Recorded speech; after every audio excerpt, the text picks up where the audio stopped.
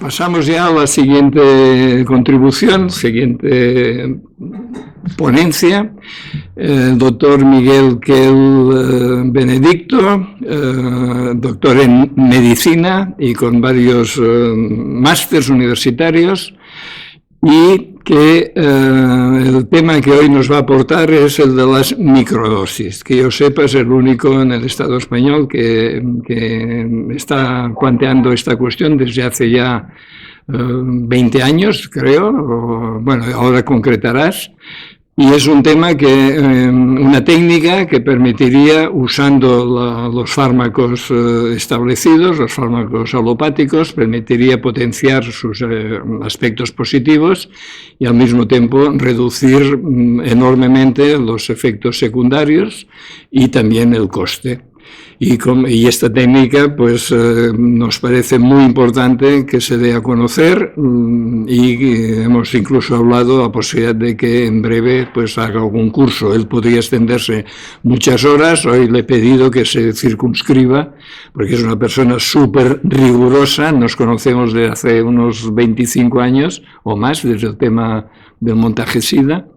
Y le gustaría poder exponer con todo detalle, presentando todo tipo de documentación, de referencia científica, etcétera. Yo le pedí que no, que hoy era una simple introducción y que se sintiese que no era ninguna conferencia en un colegio de médicos o una defensa de una tesis, como él ya ha hecho varias veces. Pues entonces, con esta entrada, aparte que me ha dicho que es el más guapo del mundo, y le digo que no, porque soy yo, o sea, por lo tanto, ahí no hay debate. Miguel, muchas gracias. Doctor Quel, adelante. Bueno, en todo caso, yo soy el que tiene que agradecer que me hayáis invitado. Concretamente, pues me emociona el poder volver con vosotros en el 30 aniversario del Foro 21. Recuerdo que era un jovencito todavía con pelo, etc. Hace 30 años, en el año 90, cuando andábamos trascandileando, y bueno, pues me sedujiste con tu capacidad de emprender, y bueno, a raíz del HIV, que en aquel momento pues era una epidemia terrible que mató a muchos de nuestros amigos y muchos conocidos. Y buscando soluciones, pues trajiste a Villarski, trajiste a los alemanes, trajiste a los suizos, y ahí es donde de alguna forma empezó a cambiar mi visión más oficialista de la medicina para entrar en toda la alternativa. Y sí, luego continuamos, acuérdate, estudiando la fraternidad, todas las medicinas complementarias, etc. Mucho antes de que aparecieran las sociedades de medicina complementaria oficiales en medicina, en los colegios de médicos, ¿no? Y ahora pues estamos viviendo una situación terrible donde realmente la organización médica colegial se ha erigido en un grupo, ¿qué te diría yo?, represor o inquisidor, ¿no? O sea, muy lejos de facilitar, promover, ayudar, etcétera, como en este momento con la crisis que tenemos y la mortalidad tan horrible que se está produciendo. Lo que está haciendo es precisamente impidiendo que se pueda hablar claro, que se pueda debatir, que se pueda pensar. No. Hay que seguir unas directrices. Aquí el problema es quién da esas directrices, porque España está yendo muy mal. Todas las directrices demuestran que son inapropiadas. Bueno, aquí cabe decir, ¿y por qué razón, en vez de gastar tantísimo dinero en productos químicos? Porque es que volvemos a ver el tema de la gripe A, volvemos a ver con la hepatitis C, volvimos, entonces estaba el tema de Maeso, no sé si lo recordáis. Todo esto lo he vivido yo en el centro, eso lo sabes bien, Luis. Y ahora nos volvemos, claro, yo ya me jubilo y que entre en otros, ¿no? Pero ahora, claro, yo me pregunto, ¿por qué no se están utilizando productos naturales que están a disposición y que se conocen? El SARS-CoV-1 era sensible a algo que ha sido siempre sensible a todos los trastornos gripales y todos los trastornos, toda la rinitis y demás, gripes, catarros, etc., ¿no? Que es el saúco nigra. Ahora se sabe concretamente el carbacrol, que se extrae del orégano, que se está dando infecciones de orina, que es sencillísimo de conseguir. ¿Por qué no lo están utilizando directamente para evitar problemas? Porque claro, sea lo que sea, el caso es que hay problemas, ¿no? Un producto muy sencillito que tiene muchas indicaciones es extraer de la manzana. ¿Por qué no se utiliza? Se sabe que funcionaba en todos estos problemas. Entonces yo estoy preocupado porque en vez de hacer y facilitar y promover, no. Se deja que la gente muera y la encierra y hemos visto los confinamientos y hemos visto temas vergonzosos que no sé por qué razón no hay movimiento jurídico serio porque incluso los mismos consejeros son responsables de las consecuencias, legalmente. Entonces aquí habría que ponerse muy serio y no dejar que se escapara nadie. No podemos, llevamos ya 50.000 muertos y encima los ocultan.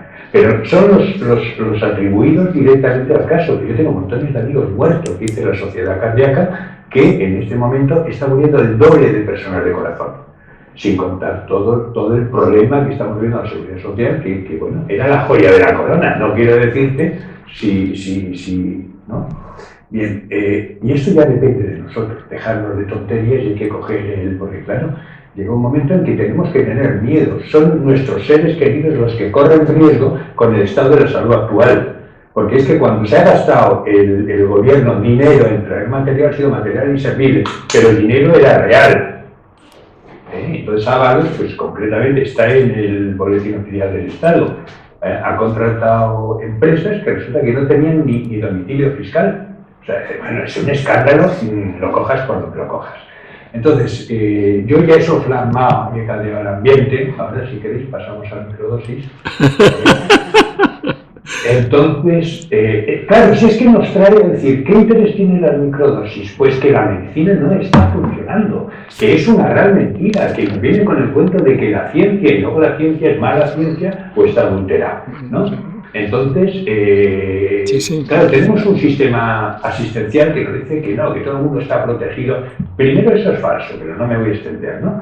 Pero todo el mundo se supone que tiene derecho a la asistencia médica. La aplicación economicista es fundamental. ¿Eso qué quiere decir? Pues que lo que importa es que los médicos puedan aplicarse a mucha gente y no que pueda curar a los enfermos. Las autoridades sanitarias están seducidas por la industria farmacéutica. Sabemos perfectamente cómo funcionan estas cosas. No voy a utilizar groserías, ¿no? Y los tratamientos son preferentemente sintomáticos, paliativos y de complacencia. Es decir, no buscan curar, buscan cautivos, gente que no pueda desembarazarse de... Claro, esto es un río de dinero, ¿no? Los países se empobrecen a través de la sanidad. Y claro, ¿quién va a decir que cómo se hace? No, pues esto hay que planteárselo en serio. O sea, no puede ser que a través de la sanidad venga una empresa, ponga el dinero que le da gana, se lleve lo que quiera y X tiempo después diga, no, esto no servía, lo quitamos, lo bajo más. No, responsables. Y luego, ¿qué no se está haciendo? Pues no se está educando ni se está previniendo. Que eso concretamente, pues esta charla es lo que está haciendo. Y entonces nosotros vemos que cada vez tenemos más enfermos. O sea, yo no sé, vosotros estáis viendo, por ejemplo, la cantidad de casos de cánceres que hay, cómo están apareciendo los diabéticos, ¿no? Que se han multiplicado por 6 y se sigue incrementando, pero esto es en el 2008. La diabetes también está aumentando, ¿no? Pero además hasta en los niños a lo bestia. Es decir, la enfermedad que tú busques, los niños atópicos, se ve oye bien, ¿eh? Sí. Perfecto. La voz, que estoy barreando, ni nada por el estilo. Perfecto. Vale, entonces los niños atópicos se han multiplicado con 300. ¿Por qué? Los niños autistas están yendo el Alzheimer. El Alzheimer es raro en la familia que no tiene un caso, ¿no? Y esa es la medicina científica tan fantástica que tenemos y eso es realmente a donde hemos llegado y donde se gasta tanto dinero y podemos hablar muchísimas cosas más. Y nadie lo resuelve. Seguimos diciendo que es la joya de la corona. Y entramos en un absurdo que ahora concretamente, pues en uno de los másteres, el trabajo final de máster, pues trataba sobre esto. Es decir, la gran tolerancia que tiene el pueblo español al evento adverso. Es decir, si aquí en medicina te joroban un paciente, tú te aguantas, no pides. En todo caso, reclamas al médico. No, a quien hay que reclamar es a la institución, es al sistema proveedor de servicios. Y entonces aquí, en Estados Unidos, la primera causa... No, en Estados Unidos es entre 45 y 54, pero ya es la tercera causa de muerte en Estados Unidos, en Europa, y no pasa absolutamente nada. O sea, tú estás viendo que, por ejemplo, en urgencias, Los eventos adversos llegan a ser el 70% de las consultas. Donde se equivoca hay errores de distinto tipo.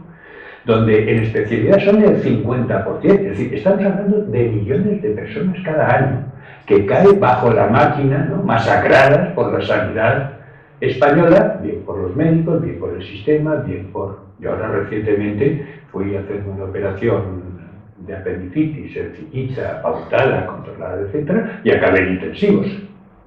Y he pasado, bueno, todavía tengo escalas, ¿no? Y ya hace 2 meses y medio que un equipo de la Corona, de la joya de la Corona, me opera. Bien.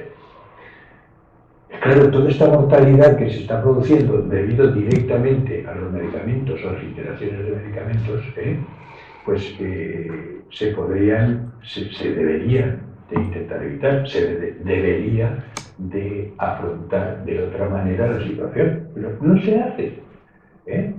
La osteoporosis sigue creciendo, las fracturas siguen creciendo, pero la población está deshidratada, la contaminación atmosférica es bárbara.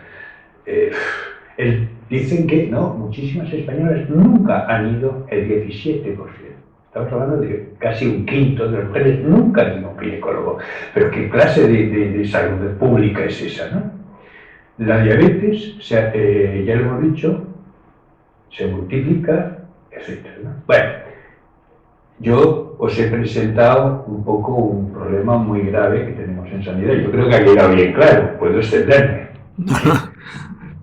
Y entonces esto nos lleva a los objetivos de la presentación, y es demostrar que la microdosificación es una práctica médica con más difusión, más interés y más usual de lo que es dado pensar. Es decir, que se está haciendo aunque no lo sepamos.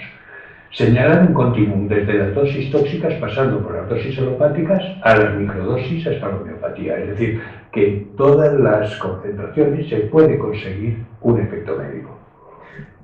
Luego, un espacio conceptual que amplíe los recursos destinados a la intervención médica. Es decir, hombre, si conseguimos que la microdosis pueda de alguna manera tener un interés, pues se podrá aplicar en medicina. Y estimular el interés por el aprendizaje del método.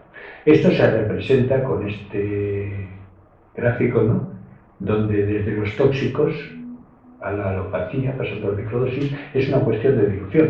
Y la diferencia entre un medicamento y un veneno es la dosis. Las microdosis, concretamente, quien las vio concretamente fue el doctor Eugenio Martínez Bravo, que bueno, pues murió en el 2002, y fue un médico homeópata descendiente de médicos homeópatas mexicanos. Y en el 81 logra distinguir las microdosis de la homeopatía, la diferencia que hay, trabajando en la Universidad de Zacatecas con plantas medicinales. Decir que Eugenio Martínez era oncólogo. Yo concretamente tuve ocasión de conocer a la familia, y aquí en España uno de sus hijos, un ingeniero, tuvo un cáncer. Recuerdo que fui a visitarlo, estaba en Barcelona, fui a visitarlo, me acompañaba una oncóloga y bueno, pues al salir la oncóloga me dijo que el tema estaba muy feo y estaba muy grave. Yo puse un tratamiento, él siguió el tratamiento oficial, pero las hermanas trajeron las plantas medicinales contra el cáncer de México. Bueno, el caso es que este señor se curó y ha seguido funcionando y no tiene más complicaciones, pese a la opinión del oncólogo, ¿no? Entonces, vamos a ver concretamente cómo siempre se ha utilizado, con qué criterios se ha utilizado un fármaco. La medicina alopática, que surge como consecuencia de la revolución farmacológica de Claude Bernard y Paul Ehrlich en el 19, halla sus bases en los avances de la biología celular moderna, la bioquímica y la farmacocinética. Y también cómo se comportan los productos dentro del organismo: liberación, absorción, distribución, metabolización y eliminación. Y entonces la forma en que dan los medicamentos es concretamente dando lo contrario de lo que tiene el paciente. Es decir, si lo que tiene es fiebre, le doy un antitérmico; si lo que tiene es dolor, le doy un analgésico. Esta es la medicina alopática. Y luego la medicina microhomeopática, concretamente, lo que hace es lo contrario. Es decir, si tú tienes fiebre, yo te doy un veneno que produzca fiebre, pero a unas dosis disminuidas. Y esto hay que tenerlo muy claro. Es decir, cuando se da un producto que produce el mismo daño que tu cuerpo está sufriendo, es homeopatía. Cuando se da un producto que modifica la función que te produce el daño, es medicina alopática. Este concepto hay que tenerlo muy claro. Entonces la medicina homeopática en su día fue una revolución de Hahnemann, precisamente porque bueno, pues había una medicina que costaba, como ahora, casi más vidas que beneficios otorgaba. Y entonces vuelvo a incidir. ¿En qué se parece una microdosis y la homeopatía? Pues en que la microdosis está diluida y en que está dinamizada. Ambas, la homeopatía y la microdosis, se diluyen. Las diferencias, pues que la homeopatía utiliza las patogenesias para establecer el similibus, es decir, lo que va a hacer la homeopatía es darte un veneno que produzca los mismos síntomas de la enfermedad que tienes, pero diluido. Esa es la patogenesia, que es producir el mismo daño en un cuerpo sano que la enfermedad que tiene el enfermo, y luego el similibus es concretamente porque lo resuelve. Utiliza un abanico muy amplio de ilusiones y su acción puede limitarse al cuerpo y es curioso, concretarse en rasgos caracterológicos, condiciones psíquicas y trastornos del ánimo. Señalar que actualmente pues la homeopatía no ha sido científicamente demostrada, es decir, hay un problema muy serio, porque los homeópatas no consiguen dar los argumentos científicos que acallen toda la oposición que existe contra ella, ¿no? Por el contrario, las microdosis se apoyan en el principio de los contrarios y siguen los avances de la biología celular moderna, la bioquímica y la farmacocinética. Solo utilizan primeras diluciones y su acción está limitada al organismo. O sea que actúan sobre el cuerpo, no tienen más pretensiones. Claro, si nosotros estamos dando una cantidad de medicación muy baja, por ejemplo, para cubrir receptores, pues ya tenemos un tema raro, es decir, cómo funcionan las microdosis. Y entonces, el mecanismo que propuso Martínez Bravo fue la vía corta, que es desde las mucosas, lengua, oído, nariz, es capaz de mandar la señal directamente al cerebro. Y el cerebro, a través del sistema neurovegetativo, establecerá las modificaciones pertinentes. Es decir, que no necesita distribuirse por el organismo o llegar al punto de acción la microdosis como pretende completamente la medicina alopática. ¿De dónde podemos nosotros obtener los principios activos de la microdosis? Pues puede ser de plantas, los botánicos, Y esto se puede conseguir directamente por la planta entera o podemos someterla a un producto químico para obtener el principio activo que estamos buscando. De las glándulas y tejidos, que serían el órgano anatómico o la hormona concentrada. Desde luego, propiamente los tejidos ahora mismo no se pueden utilizar aquí en Europa. La farmacología mexicana es distinta de la europea y bueno, pues de Bélgica se podría conseguir alguna cosa, pero no es el tema sencillo. Luego se pueden utilizar químicos, se pueden utilizar medicamentos farmacéuticos o principios activos y luego neurotransmisores o placoides, cualquier producto que tenga una utilidad de medicina puede utilizarse en microdosis. Ahora, la herbolaria, es decir, la fitoterapia propiamente, ¿cómo utilizan las plantas? Pues en té, tisanas, en cataplasmas, en pomadas, en jarabes, en jabones, en champús, chiqueadores, limpias y baños y en la somería, en todo el tipo ritualístico y demás, ¿no? Pero claro, esto supone un gasto enorme de plantas y nosotros lo que debemos de saber y tener muy claro es que hay que respetar la ecología, que tenemos muchos problemas con el cambio climático, que tenemos que respetar el medio ambiente. Claro, pues vendría mucho mejor utilizar la microdosis, eso es por demás, ¿no? Y entonces esta dosis mínima, si utilizáramos la dosis mínima de la planta necesaria para obtener el beneficio terapéutico, el efecto es suave y profundo y no agrediría al organismo, no tendríamos problemas de enfermedades, ¿no? Luego, el riesgo de la extinción de la planta. O sea, yo me sorprendí, por ejemplo, cuando resulta que encontraron ya en los despojos de un hombre de Neandertal asturiano de hace 40.000 años, que tenía una fístula dental y cuando hicieron un estudio encontraron que estaba tomando salicilatos de plantas y que tenía también el ojo periférico. Es decir, que aquel señor de hace 40.000 años, de una especie distinta a la nuestra, pues de una raza distinta a la nuestra, pues resulta que ya tenía los adelantos, porque si ahora yo voy a urgencias con un flemón, lo que me van a dar es normalmente un antiinflamatorio derivado de los salicilatos y un beta-lactámico, es decir, un derivado de la penicilina. Entonces, realmente, la ciencia no ha cambiado tanto, pese a que nosotros estemos empeñados en decirlo. Las cosas son como son y hay lo que hay. ¿Qué más podemos ver? Pues que ya las antiguas poblaciones humanas ya recolectaban y sembraban las plantas medicinales, de manera que se ha podido comprobar como alrededor de los campamentos o de las zonas de desplazamiento de los distintos grupos iban aumentando a medida que pasaban los años, los siglos, los milenios, las plantas medicinales. Y esto es un tema muy interesante, es decir, el conocimiento y el uso es muy importante. Pero entonces eran pequeños grupos que se desplazaban, ahora hablamos de miles de millones de seres humanos. Entonces, claro, no podemos empezar a tomar plantas de cualquier manera, porque claro, nos cargarían de nuevo todo el ecosistema. Tendríamos que, de alguna manera, recurrir a los microdosis. Y entonces otro tema que también tiene la microdosis es almacenarlo y disponer el remedio a lo largo de todo el año, no en el periodo de recolección. Y siempre es mejor un empleo de menor cantidad y mayor adecuación al organismo, a las condiciones de recogida, es decir, más natural que el buscar de forma brusca restituir la salud, empujar. El arte de la medicina precisamente es primero no herir. No sé si voy muy lento, me estoy diciendo mucho. Sí, bueno, es que como que vamos con un poco de retraso y tú eres tan meticuloso, yo te quería convencer de que fuese más resumido.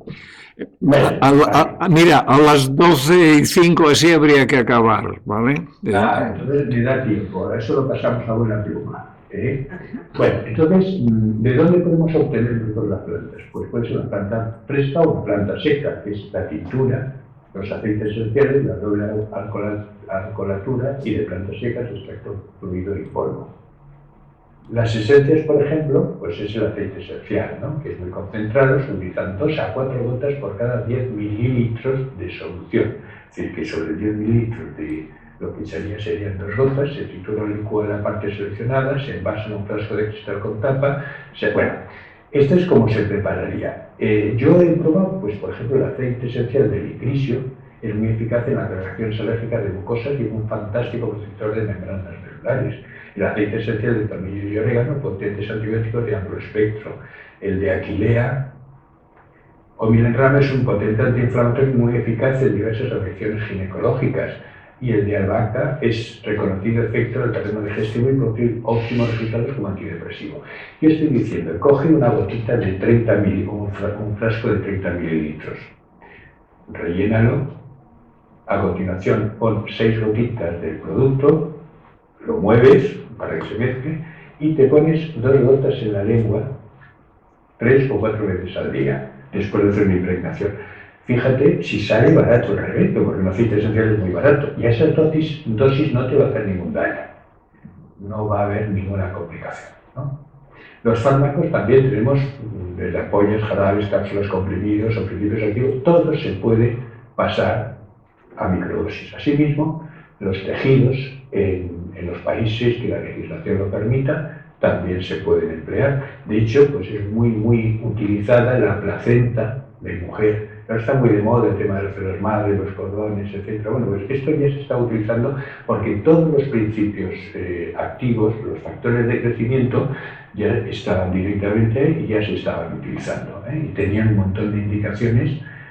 Y luego, por supuesto, pues, se pueden sacar los tejidos blandos, etcétera, de distintos animales y emplearlos, ¿no? Pero a raíz de las vacas locas, todo esto de los primeros periodos todo esto cambió. Lo que hay que hacer siempre es cualquier medicamento que estemos utilizando, pasarlo a microdosis. ¿Y eso cómo lo hacemos? Bueno, tenemos que tener una serie de conceptos que son, por ejemplo, cómo se vehiculiza el producto que vamos a tomar. Entonces, tenemos primero y segundo vehículo. La diferencia es que en el primer vehículo, el 2/3 son alcohol y 1/3 no es el alcohol de 96 de la farmacia, es un alcohol de caña o un alcohol comestible, de uso. Y luego el otro 1/3 de agua. Y entonces aquí se metería la planta viva y de ahí iría de alguna forma haciendo una translocación, saltando al líquido los principios activos. Y el segundo vehículo, lo que habría es un 33% del alcohol o una bebida destilada, porque ya normalmente pues, muchas de ellas ya están prácticamente en el 30% de alcohol, y el 60% de agua minero medicinal hasta conseguir eso. La base es el primer vehículo. Es decir, cuando nosotros hemos añadido al primer vehículo la cantidad de fármaco para 24 horas, de ahí eso le vamos a llamar base, y es de donde lo vamos a sacar. Y la microdosis es cuando saquemos la parte de la base para meter en el segundo vehículo, que será la microdosis, que se ha procedido a añadir una gota de la disolución base por cada mililitro de solvente o segundo vehículo. Se pueden variar, pues aumentar la concentración, es decir, son técnicas muy flexibles. No tienen en principio efectos secundarios, no hay antidotismo, no hay sinergia, no se conectan entre ellos y no crean adicción. Pero hay que tener en cuenta que si hay alergia no se deben de utilizar, pues sí pueden aparecer. Luego las microdosis, pues tradicionalmente Eugenio Martín llegó a utilizar hasta 12 microdosis. Ahora hay alguna corriente que incluso dice que en la misma microdosis pueden haber cuatro plantitas. La forma de utilizarla, pues es de una zona de impregnación donde cada 10 minutos durante la primera hora se utilizan 2 gotas en la lengua. Cada hora por un día respetando el sueño. Cuando duermen no las tomas, pero si no, cada hora tal. Luego ya sigues 4 veces al día. En ayunas antes de dormir y en cualquier otro momento del día 2 veces. Y si estás en una situación de crisis o aguda, pues te lo puedes estar tomando cada 5 minutos hasta que lo controla. Tradicionalmente, pues por ejemplo, la sangre de drago, este es un árbol, concretamente es muy conocido, hay varias distintas variedades. Aquí concretamente hablamos de la Jatropha curmas. Y entonces, cuando nosotros, por ejemplo, tenemos una amigdalitis o tenemos un problema en la garganta o en boca, pues lo que se hace directamente es echar unas 5 gotas de un vaso de agua, moverlo, hacer gargarismos, y normalmente con esto se suele resolver. Luego, el estafiate. Este es una planta interesantísima y muy utilizada en la farmacopea mexicana. Y esto, pero fijaros que es una artemisa, es decir, nosotros en este momento la artemisa está teniendo un interés cada vez mayor, ¿no? Para distintas cosas y se está moviendo mucho. Bueno, pues esta forma, una de las variedades, la mexicana, se utiliza mucho y es de utilidad reconocida en el dolor abdominal y como ascaricida, además de recursos del intestino. Administrado en microdosis o baricoterapeutas se incrementa. Entonces, siendo muy útil en diversas infecciones bacterianas como es el dengue, la salmonela o la brucela, y virales. Entonces, bueno, lo digo porque la artemisa también ahora se está proponiendo precisamente para la COVID-19, etc. O sea, realmente, bueno, pues aquí tenemos unos antecedentes que podrían demostrar que eso es así. Y esto, al utilizarlo en microdosis, aumenta el efecto. Por ejemplo, yo he encontrado unas infecciones de orina de repetición que tienen muchas mujeres, entonces la gayuba es una de las cosas que se utiliza. Pues yo he hecho la gayuba en microdosis, he empezado a darla a la vez que el antibiótico, han dejado el antibiótico, han seguido con la microdosis de gayuba y, ojo, han dejado de repetirse las infecciones de orina. Es decir, hay un efecto de arrastre o carrier donde el beneficio luego se mantiene. Eso me llama muchísimo la atención. De manera que esto que están diciendo que se amplían los efectos, pues es un hecho cierto. El escopetazo se llama escopetazo porque es cuando no sabemos que tiene alguien, ¡pumba!, se le amplía y andando. Y entonces, de 5 o 6 productos que son el metronidazol, rifampicina, el epazote, que es un xenopodium, el estafiate, que lo hemos visto, la artemisa, el tomillo y la quinina. Se escogen 2 compuestos botánicos más el metronidazol y la rifampicina, todo en microdosis, y es muy útil en infecciones severas. O sea, hay mucha experiencia en estas cosas, ¿no? Cuando tenemos las adicciones, pues podemos tener problemas con la metadona, o sea, las benzodiazepinas, los opiáceos, los antidepresivos, etc. Pues hay un montón de productos que podrían tener y se han probado concretamente. Quizá la más conocida es la del tabaco, pero bueno, se hace mucho, ¿no? No me extiendo, es decir, una toxicomanía puede plantearse con microdosis de varias maneras y puede tener distintos abordajes. ¿Cuál es la conclusión? Pues que es un método eficaz, económico, está libre de efectos secundarios, la elaboración es simple, la variedad de aplicación es importante, hay muchas formas de aplicarlo en muchos sitios, también se puede poner en los puntos de acupuntura, etcétera, en cosas, no causa adicción y es versátil. Hay distintos estudios científicos hispanoamericanos originales que demostraban concretamente la actividad de las microdosis en el organismo. Quizá la más interesante es un protocolo de investigación en fase 3 con 40 sujetos sanos, doble ciego, que lo que estudiaba era concretamente cuál era la respuesta electroencefalográfica cuando tú estabas dándole un tranquilizante, ¿no? Y entonces aquí lo que se veía es que cuando tú dabas con el electro, dabas solo agua, pues no había ninguna respuesta en los sujetos. Cuando dabas una solución hidroalcohólica, la onda cerebral cambiaba como si hubiera un cierto adormecimiento. Si tú pinchabas directamente el medicamento, bueno, se veía claramente la alteración eléctrica, pero con microdosis aparecían rápidamente las alteraciones electroencefalográficas compatibles con el suelo.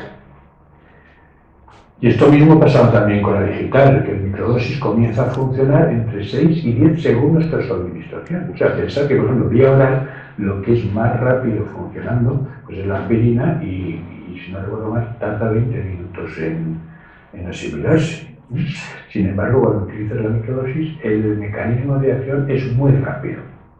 Estos fueron los primeros trabajos que se hicieron y luego pues se hicieron estudios con indometacina y todo vieron que efectivamente una microdosis permitía más, cuando había un dolor en articulaciones, estirarla más, mejoraba la migraña, la cefalea, los dolores, etc., ¿no? Y tenía una analgesia potente e inmediata.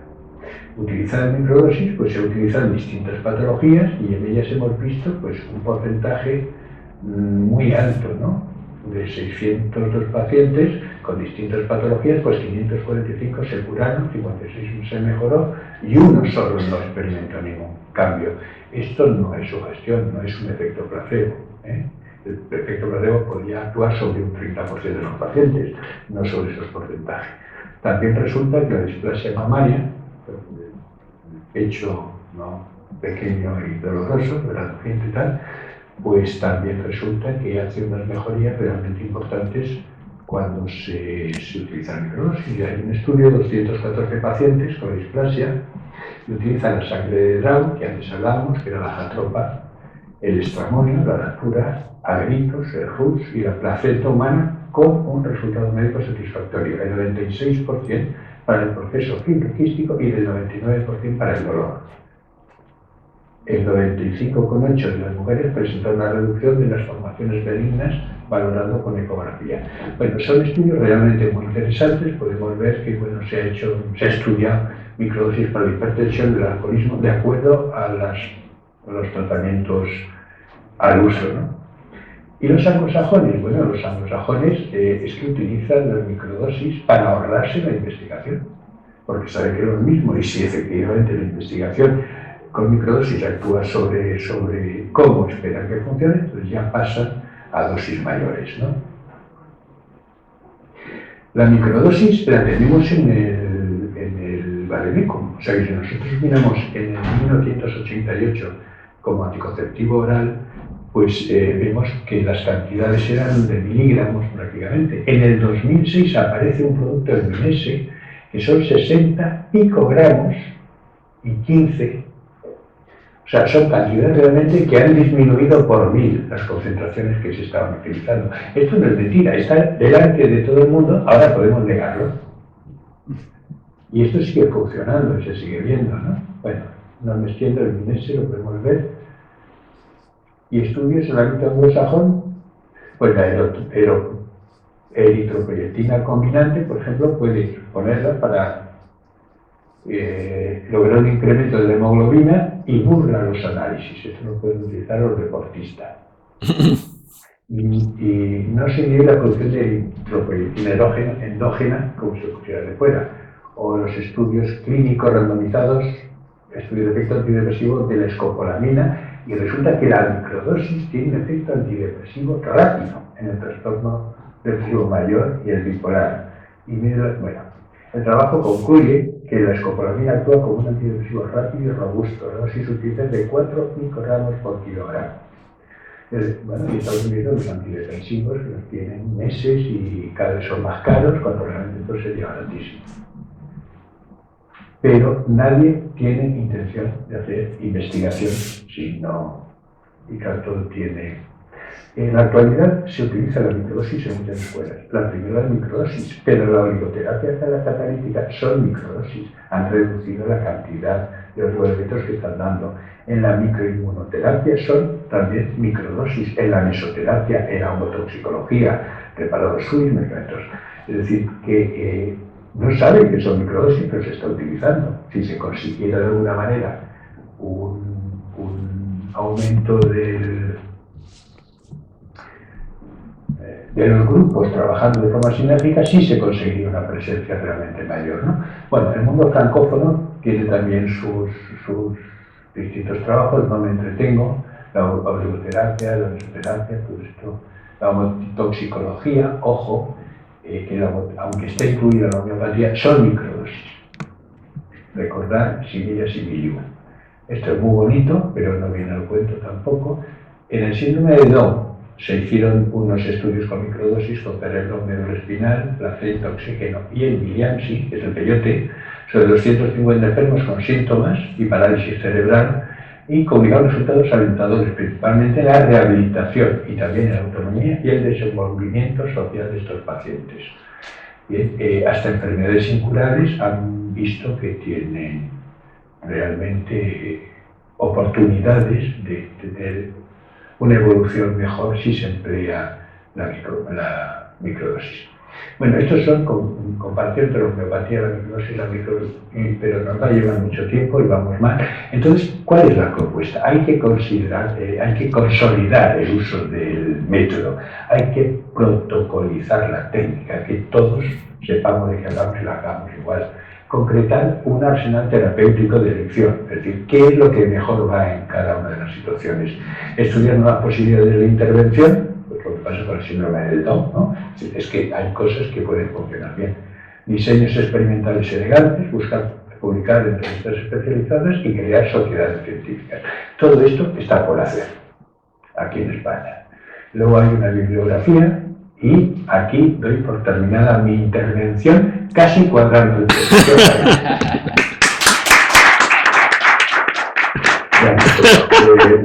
Muchísimas gracias por haberme invitado. Perdonadme que haya ido tan disparado y espero, me gustaría haber dejado claro concretamente el tema que estaba exponiendo.